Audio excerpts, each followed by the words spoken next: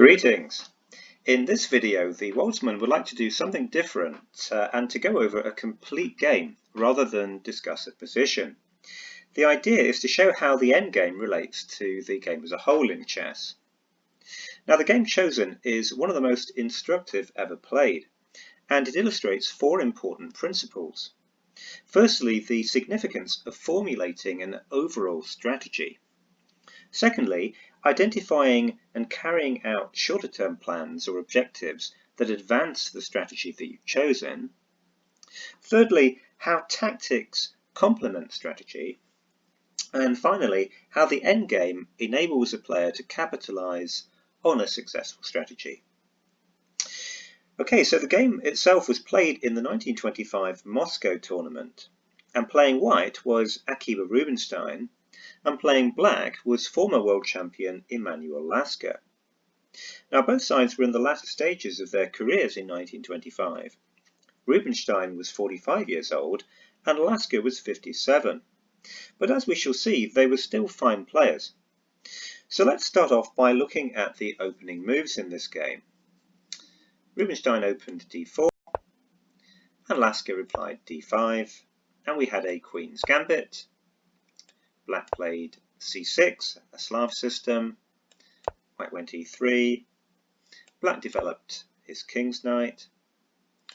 White played knight c3. And now black played e6, creating a V-shaped pawn formation. This is called the semi-Slav defense. A full Slav would be if black were to capture the c-pawn, d takes c4. White played knight f3. Black played knight bd7. White developed the king's bishop to d3. And now black decided to take the c-pawn anyway and went d takes c4. White recaptured, bishop takes c4. And now black hit the bishop with b5. Okay, well, let's stop there. Well, this opening is called the Queen's Gambit semi-Slav Miran variation. And black's setup was in fact introduced into professional practice by none other than Rubinstein at a tournament held at Miran the previous year. And it's remained a topical line ever since. So what are the key points? Well, let's just rewind a bit. After d4, d5, white offers the c-pawn. This is the Queen's Gambit. And black can either take the gambit or reply by bolstering his centre. So he can play d takes c4. He can bolster the centre with e6. Or he can bolster the centre as Lasker did with c6. And this is a key decision. And in particular, choosing between e6 and c6 gives the game a very different character. Now, the idea of c6 is to leave open the possibility of developing the queenside bishop outside of the pawn chain, either to g4 or f5 usually. Whereas with e6, you don't have that possibility. But black would like to free his game by getting the move c5 in. And the downside to c6 is that you've already spent one tempo on c6. So if you go c5 as well, you've lost a move. Okay, let's carry on. There are some developing moves by each side. And now Lasker surrenders the centre. He goes d takes c4, and this is the basic idea behind the Miran variation. The idea is that after the recapture, black wants to fianchetto the bishop, wants to move the bishop to b7, and then later on goes c5, opening up this long diagonal. So that was Rubinstein's idea. So in response, white's best plan here is to go bishop d3, followed by castling kingside, and then getting in e4, building a strong centre. And white would typically then try and push d5 or e5. Now in the game, Rubinstein took a different course, and this seminal encounter indicates that it's inferior to this idea of going bishop d3 and e4. So instead, Rubinstein retreated his bishop to e2. Lasker went a6, preparing c5. He wants to protect the b5 pawn. Rubinstein castled. Lasker fianchettoed the bishop on b7. And now instead of going e4, Rubinstein went for a fianchetto himself. He went b3. Lasker developed the king's bishop. Rubinstein developed the queen's bishop. Lasker castled his king into safety. And now in this position, Rubinstein went knight e5, which was met by c5. And now Rubinstein played the move bishop f3. Okay, so let's pause here. Well, Rubinstein has rerouted his king's bishop from c4 to f3 in order to contest the long diagonal. So what's wrong with that, you may say? Well, in general, it's less easy in the Queen's Gambit to develop your Queen's bishop than it is your King's bishop. Now, if you think about it, the move d4, d4 is a dark square, and so that does place some restrictions on your Queen's bishop, which is also a dark square piece. Here it's on b2, and so your own pawn on d4 is getting in the way of the diagonal that bishop would like to operate on. And in many lines of the Queen's bishop, in many lines of the Queen's Gambit, Black's light squared Queen's bishop is also inhibited, and that's why Black's strategy very often revolves around a move such as c5 in order to liberate it. And in contrast, the King's bishops of each side are much less restricted, so they tend to be more valuable pieces in the middle game. Now, as we'll see, Lasker's core strategy in this game is to exchange his Queen's bishop, the bishop b7, for White's King's bishop, the bishop f3. And that will leave him with the better bishop. It will leave him with his King's bishop versus Rubinstein's Queen's bishop. And so the objection that you could have to Rubinstein's plan of going bishop c4, e2, f3 after knight e5 is that it's playing into Lasker's hands. What's striking, though, is the skill with which Lasker arranges the disposition of his other pieces and delays the exchange of his Queen's bishop for Rubinstein's King's bishop until the most advantageous moment. So in this position, Lasker chose the move Queen c7, and this is a very good disposition of the Queen. Now, at first sight, it looks as though the Queen might be exposed to a potential rook c1 on the c file, and for that reason, the alternative move Queen b6 might have been tempting. But Queen b6 is in fact an inaccuracy that White can exploit. Notice that the problem with Queen b6 is that it leaves the d7 square unguarded, and that's a potential weakness. And White can in fact exploit this by going d takes c5. That's a nice move to make because it's opening up the diagonal for the Queen's bishop, which is something that White wants to do. And here, if Black goes knight takes c5, then White can just go b4. And notice that White controls a4, and the knight can't go back to d7 because White controls that square as well. So instead, Black would have to recapture bishop takes c5. And now after knight takes d7, knight takes d7, well, White can't win a piece here with queen takes d7 because after bishop takes f3, then Black can go rook d8, and the White queen would have nowhere to go, so that would lose material. But instead, White can play the move knight e4, and notice how knight e4 avoids the exchange that Lasker wants to make, so it stops the b7 bishop exchanging itself for the f3 bishop. And on the contrary, there's no reasonable way for Black to avoid the capture of his own king's bishop on c5 by the knight on e4. So this is an example of Lasker's accuracy. Queen c7 is a much better move. All right, let's go back to the game. So Rubinstein captured the knight, and here Lasker chooses to keep queens on the board. He recaptured with the knight. He wants to maximize his winning chances. And here there was a strong argument for Rubinstein acceding to the bishop trade immediately and going bishop takes b7. And after queen takes b7, then White has the option to free his game by going d5, opening up this diagonal. And that's probably what he should have done here. But instead, he played the move knight e4. So this is a positional move. It's a principal move, and it seeks to avoid, or at least delay, the exchange of his king's bishop for Lasker's queen's bishop. But as just been said, he probably shouldn't have delayed the exchange, because now was an opportune moment for that trade.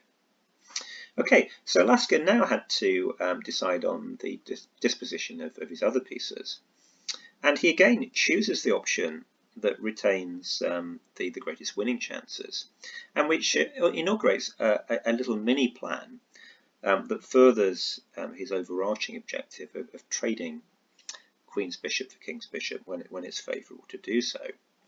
So he played the move rook a d8 here. I mean, he could have gone rook f d8.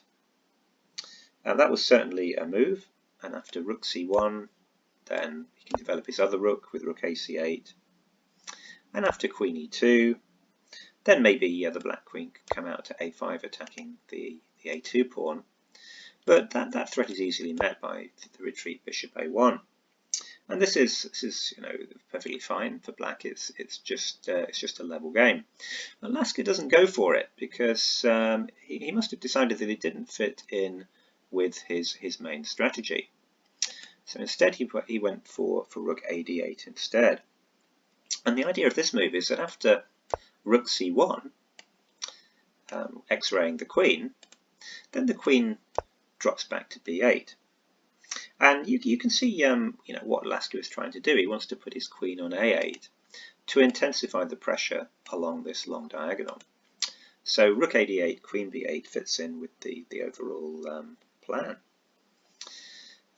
Rubinstein moved his queen to e2. He was obviously concerned about black's x-raying potential with the rook on d8, so e2 is a nice square for the queen.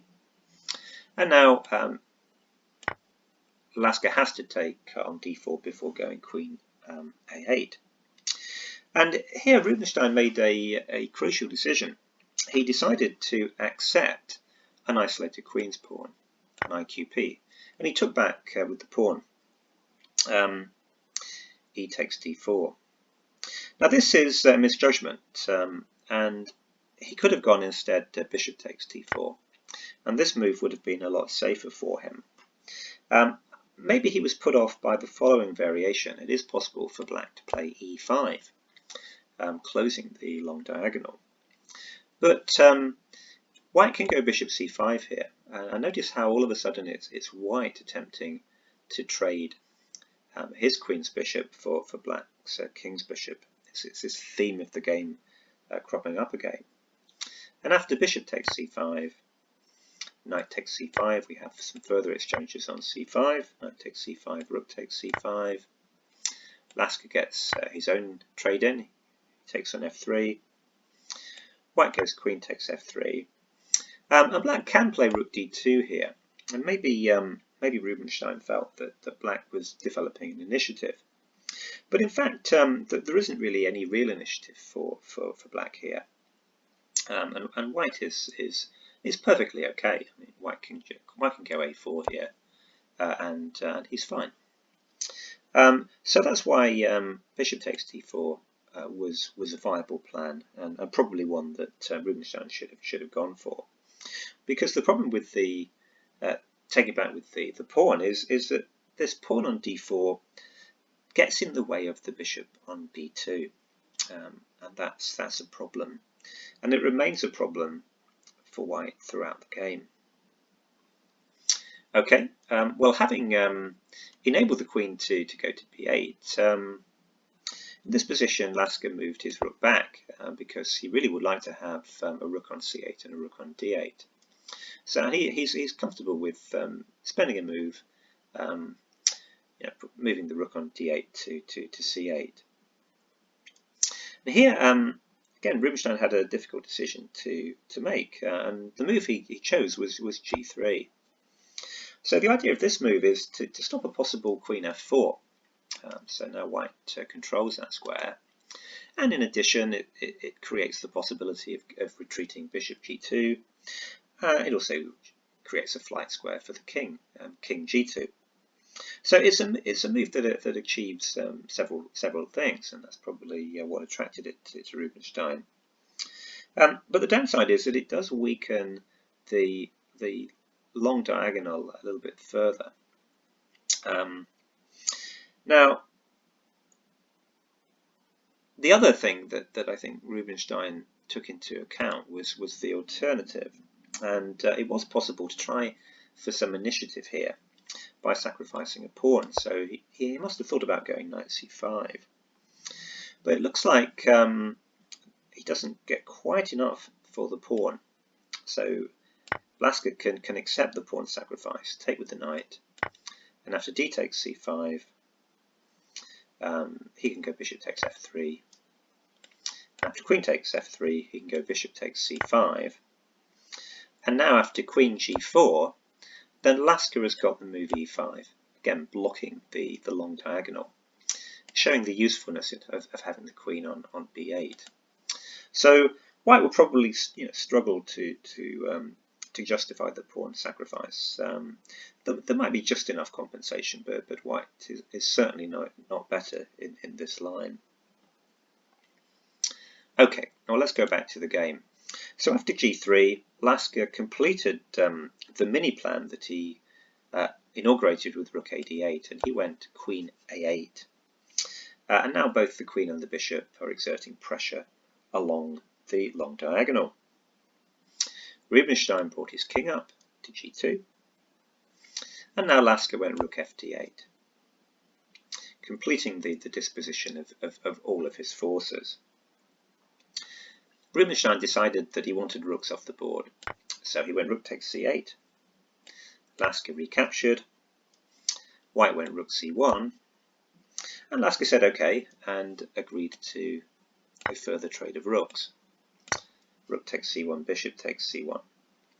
And now in this position, Lasker played a useful move. He went h6, creating a flight square for his king. Now, although the rooks have come off the board, the exchanges do not in any way benefit the holder of the isolated queen's pawn. In general, you don't want to go for exchanges when you have an IQP. And what has happened is that Lasker now has a two-result game. The game will either result in a win for black or a draw. I mean, black just doesn't have any risk of losing here. And so that, I think, was the downside of taking all four rooks off the board. It just means that white is going to have to play very precisely in order to hold the game. Well, the bishop went back to b2, guarding the d4 pawn, so it's on sentry duty. And now Lasker played another very accurate move. It's tempting to go queen c8 here and to occupy the c file. But instead, Lasker first played the move knight p6. And this presents Rubinstein with another decision. And in the game, he decided to sit tight, and he went h3 here. Now notice that it's not possible for white to contest the c file with queen c2. And the reason is that on e2, the white queen was eyeing the b5 pawn. And so if the queen goes to c2, it makes the move a5 playable, with the idea of going a4. But instead, Rubinstein did have a more active continuation available to him. And in this position, instead of going h3, he could have gone knight c5, seeking counterplay. Now Rubinstein probably felt a bit uncomfortable allowing the exchange of bishops because he would be aware of the positional fact that this exchange should favour black. And in addition, he probably saw that Lasker's got the clever move bishop c6 here. So black doesn't trade immediately. He wants to dictate when the trade takes place, so the exchange is on black's terms. And now after bishop takes c6, queen takes c6 check, then the natural move queen f3 would run into knight d5 here. When black keeps queens on, and suddenly the knight c5 is very vulnerable. So that would be better for black. And these possibilities, queen c2 allowing a5 and knight c5 allowing this sequence, just illustrates why knight b6 was a much more accurate move than queen c8 immediately would have been. Okay, but after Rubinstein's h3, queen c8 was the move that Lasker played, and this was met by queen d3. Well, let's take stock. Now Lasker is certainly better. We can just add up the assets that black has in this position. So black has the c file, and white must guard the entry square c2. So his queen is on sentry duty at the moment. The exchange of light square bishops on b7 and f3, it can't really be postponed indefinitely, and when it happens, it's going to leave black with what he wants, the king's bishop versus the queen's bishop. And in addition, white has this isolated queen's pawn, not only restricts the bishop on b2, but it's also a source of weakness. And notice also how the square in front of it, d5, is an excellent square for black's knight. So Lasker is certainly better here, but the question is, well, how much better is he, and is it sufficient to win the game? Now from here, Lasker plays to induce a further weakness in white's position. And so he plays the move knight d5. And this rings a further concession from Rubinstein, because he met knight d5 with the move a3. And this, I think, is another inaccuracy. Instead, Rubinstein could have taken the opportunity to just refigure the whole nature of the game by sacrificing a pawn for the two bishops. So here he could have got knight c5, and after bishop takes c5, d takes c5, queen takes c5, then white has the move queen d4, threatening checkmate. And black probably has to meet this move with queen f8, which is a very passive square for the queen if he wants to retain winning chances. Because if he goes queen takes d4, bishop takes d4, then notice how there is a pin. The knight is pinned to the bishop on b7, and so this means that white can just pick his moment and go bishop takes d5 and bring about an opposite coloured bishop ending, which will negate the pawn minus. So knight c5 was definitely a move worth thinking about in this position. And also possible was the move knight c3 here. When black should probably go back, he should probably go knight b6. White can repeat with knight d4, and then Lasker would probably have to try something else, because after knight c3, if he goes knight b4, then although the knight attacks the queen, well, white has got the move bishop takes b7, attacking black's queen, and after queen takes b7 check, white can go queen f3, and this version of the exchange is perfectly fine for white, because whatever black does, then he has a counterplay. So if black goes queen d7, then white has queen a8.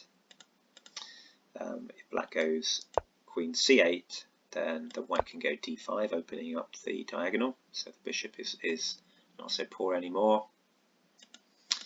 And then finally, if black were to trade queens, king takes queen, maybe play a move like f5, then white can go a4. And in each of these variations, white suddenly has got counterplay, it's got activity. So a3 was a concession and an inaccuracy. Now, in response to this, Lasker just decided that the knight had achieved the desired aim, and so it went back to b6, vacating the d5 square for the bishop.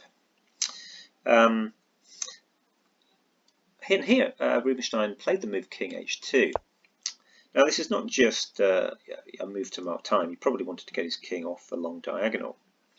But it's a further inaccuracy because it was possible for white to go queen c3 here, offering an exchange of queens.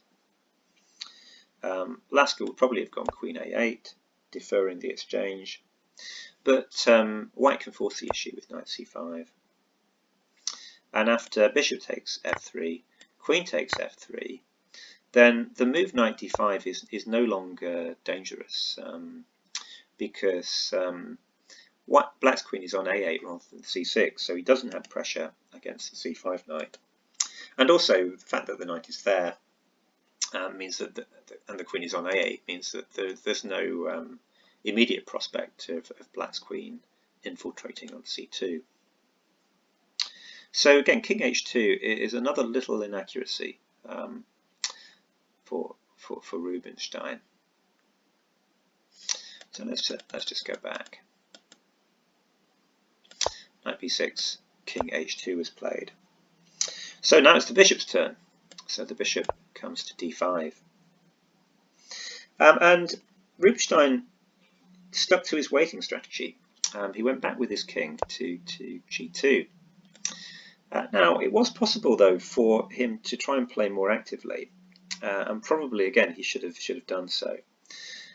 So he could have taken the opportunity to go bishop d1, getting the bishop on the long diagonal. And although it's giving black control of that diagonal, the idea is to bring the bishop to c2 and to operate on the b1 h7 diagonal.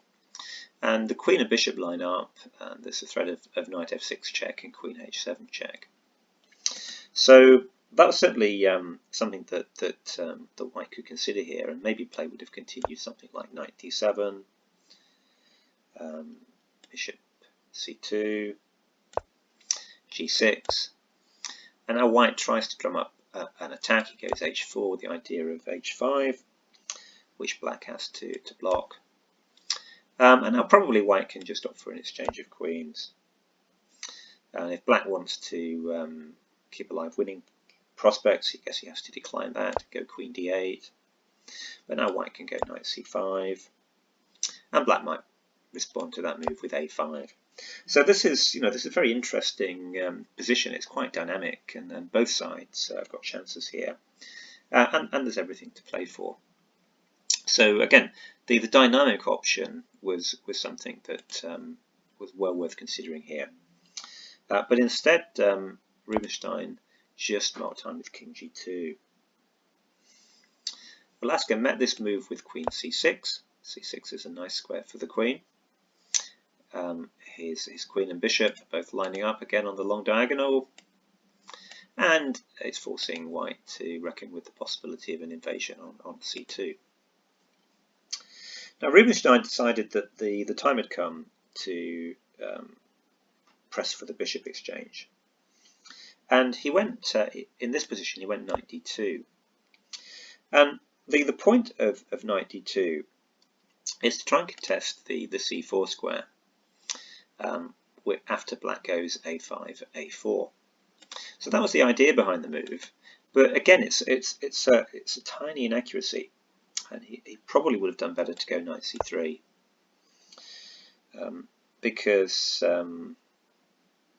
after bishop takes, bishop check, queen takes bishop,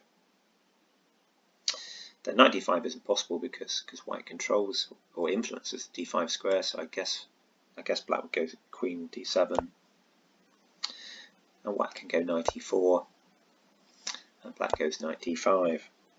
And Lasker is still better in this position. He's got the king's bishop versus the queen's bishop. He's got his knight on d5, but he's not better by all that much. White's got some decent chances of holding this position. Okay, so let's go back again. So instead, the move knight d2 is played.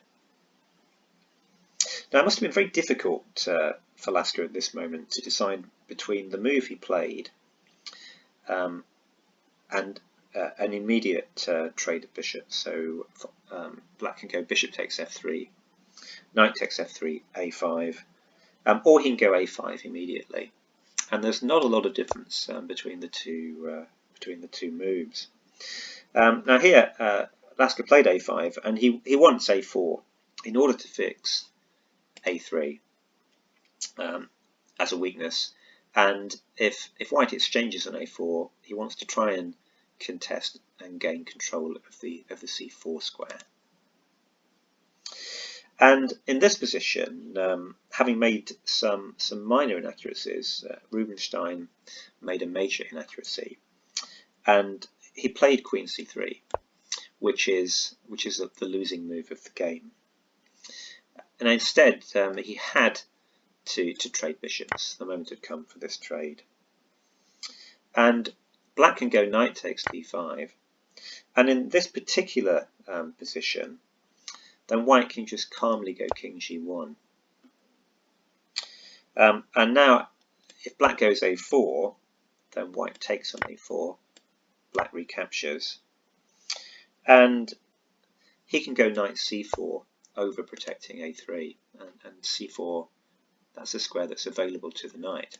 And that would have been the consistent follow-up to knight d2. And again, Lasker is a little bit better because he has the superior bishop. He's got his knight on d5, but he's only a little bit better. Again, Rubinstein's chances of holding this position would have been pretty good.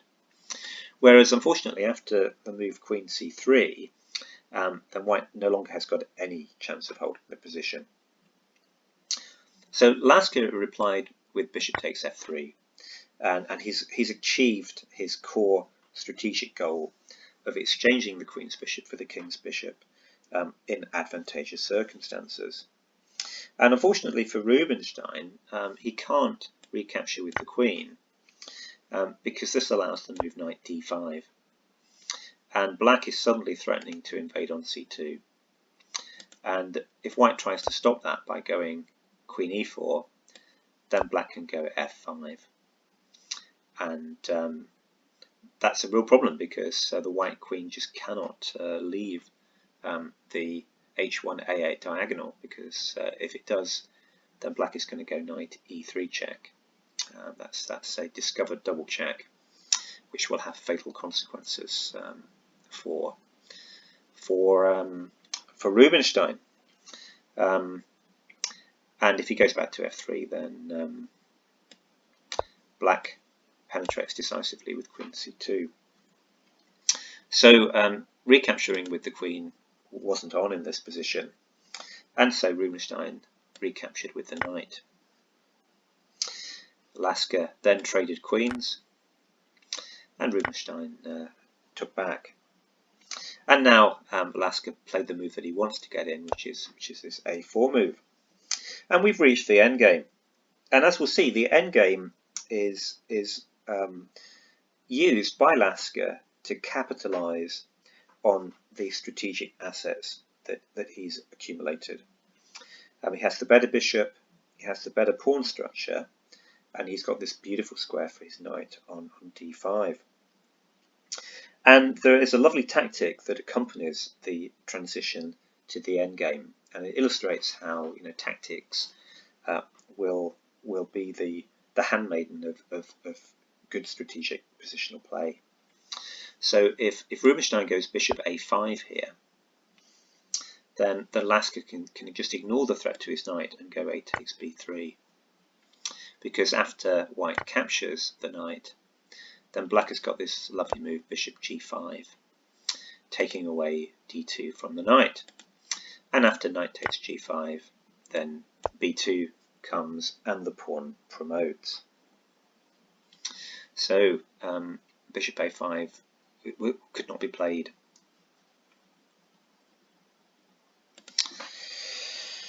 And in addition, if Rubinstein had gone b4, then the weakness on c4 is terminal as well. Black just goes knight c4, and the knight dominates the bishop, and there's no way of protecting the a3 pawn because white can't go bishop b2. So Rubinstein must shed a pawn here. He went b takes a4. Black recaptured with the pawn. And now notice that white can't save the pawn. He can't go bishop b4 because Lasker trades bishops. And then he goes a3. And after knight e2, he goes a2. Forces the knight to go to b3. And he just comes with his king. And white's going to have to round up the a pawn. And while he is doing that, then black is just going to invade the position via d5 and mop up the king side. So that's not an option. So instead, Rubinstein tried to bring his king into the action, route his king to the center of the board. Lasker picked up the a pawn. The king came to e2. And now Lasker calmly likewise brings up his king. He goes king f8, very natural move. King d3 happens, centralizing. The knight comes to the beautiful d5 square, and now white can't afford to allow a trade of pieces, pawn down, so the bishop dropped back to e1. And now Lasker played another, very, very simple move. There are various approaches that black can take, but Lasker went for the most straightforward, and he brought his bishop to the d6 square. And now, if white ever goes knight e5, then black is going to be happy to trade bishop for knight, and white can't go knight d2 either, because black will go bishop b4. And again, he'll be able to trade some pieces, which is going to be advantageous to him. So instead, white went king c4, trying to capture the e pawn. Lasker brought his king up, king e7. And now Rubinstein decided to go knight e5. I mean, nothing else really helps here. I mean, he can't go after the a pawn with king b5 because he just goes a3, and that wins quickly. So, he went knight e5. There's nothing else for it. Lasker exchanged. D takes e5. And the king keeps coming. Went to d7. And notice that, again, after king b5, black has a3. And the knight is just dominating the bishop. It can't come to c3. It can't stop the pawn. So Rubinstein went bishop d2 to try and bring the bishop round to stop a3 or to the b2 square to guard a1. And now Lasker starts to put his kingside pawns on light squares, which is the opposite colour to that of the bishop. And this move also sets a little trap because white still can't go king b5 because of a3. And if bishop c1, then black is going to go knight c3 check. After king c4, he goes a2. And after bishop b2, he goes knight e4. And one of these two pawns on f2 or g3 must fall.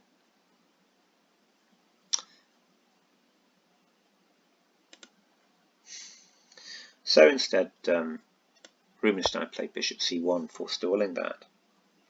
And now Lasker is in time to oppose kings. Plays king c6, and the white's king can't go to b5 anymore. So that's very well timed.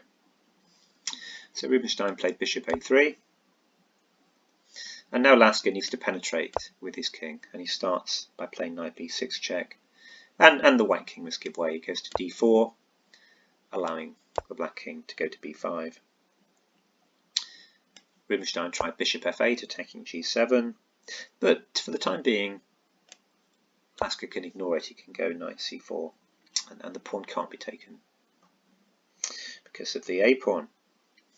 So white went king c3, and now Lasker just calmly puts the last of his pawns on the light squares, which is the opposite colour to the queen's bishop. So there's nothing the queen's bishop can now attack in black's position. Every single piece and pawn is on a light square. White went f4, and I mean this is a hopeless position for white, because bishops just hate rook's pawns, and you know, white is overstretched. He can't simultaneously round up or stop the a pawn and protect the king side, so he can't operate on two fronts, and so he's doomed to defeat. But Rubinstein does not give up, and still finds a way to cause Lasker some problems. So black here goes knight e3, commencing operations on the second front on the king's side. White played king d3, attacking the knight. The knight went to d5, and now the threat is to go h4, breaking up white's king side and capturing on f4. And if white tries to prevent this, if he goes h4, then g3 becomes a permanent weakness, and black will be able to hone in on it. So a possible line for here might be knight b4 check, king d4, black goes a3, forcing the white king to go back to c3, knight king check on d5, king b3, and now Lasker can sacrifice a pawn to penetrate with his king. He can go a2, and after king takes a2, then king c4 decides, and black's king and knight will cooperate and mop up white's weak kingside pawns. So instead, Rubinstein came back with his bishop. He went bishop a3, allowing h4. And after g takes h4, black captured, knight takes f4, and white went king e4. And Rubinstein has managed to find some resources in the position, and he invites black to go wrong here. And there are a couple of ways that black could go wrong. So grabbing the h3 pawn would be hasty and a serious error here, because white has king f3, and after king c4, king g3, knight g1, well, white can go king f2, and the knight can't escape from its corner prison. Notice how the pawn on g4 is guarding the g5 square, so there's just no escape. So that would be a draw. And then another way that black can go wrong here is to try the move g5. And again, this is no good. Although white's response is far from obvious. White can go king f3 here, and after knight g6, then he goes h takes g5, and after king c4, then bishop b2 is an important little move that gains the tempo. King b3, bishop d4, a3, and now white suddenly has got counterplay. Goes king g4, and the h pawn is coming, h4, h5 is coming, and white has sufficient counterplay to salvage a draw in this position. So there were a couple of ways that black could go wrong, but Lasker wasn't having any of it, and he played instead the move knight h5 here. Rubinstein still hasn't given up. He played king f3, and the idea is sort of a king march. He wants to go king g4, g5, h6, h7, g8, and capture the f7 pawn. That's all he can really do in this position. So let's just see how Lasker copes with this and wraps the game up. He starts with king c4, white went bishop b2, king b3 happened, white went bishop a1, black pushes with a3, white goes king g4, black went king c2, white carried on with his plan and went king g5. And there's more than one winning move in this position, but Lasker's choice just snuffed out any remaining hope and prompted Rubinstein to resign. So black played the move king d3. So let's just see why white resigned at this point. So he's got two options. He can carry on with his plan, or he can bail out. So if he carries on with his plan and goes king h6, then that can be met with king e4, king h7, and the king reaches f5. And after king g8, then black can just go knight f4. And he's going to follow up by capturing on h3, on h4, and then the knights will come over to either c2 or b3, play a2, round up the bishop, and win everything. So carrying on with the plan is doomed. So the other thing that white could try is just to abandon the plan and come back with king g4. Black still goes king e4, opposing kings. And now king g5 can be met by knight f4. And if white comes back with king g4, then black's just going to go knight d3. And after king g5, he can just take on e5. And white is going to suffer a very similar fate. It's a hopeless position. Okay, well, I hope you've enjoyed and learned something from observing Emanuel Lasker in action. Thank you for watching.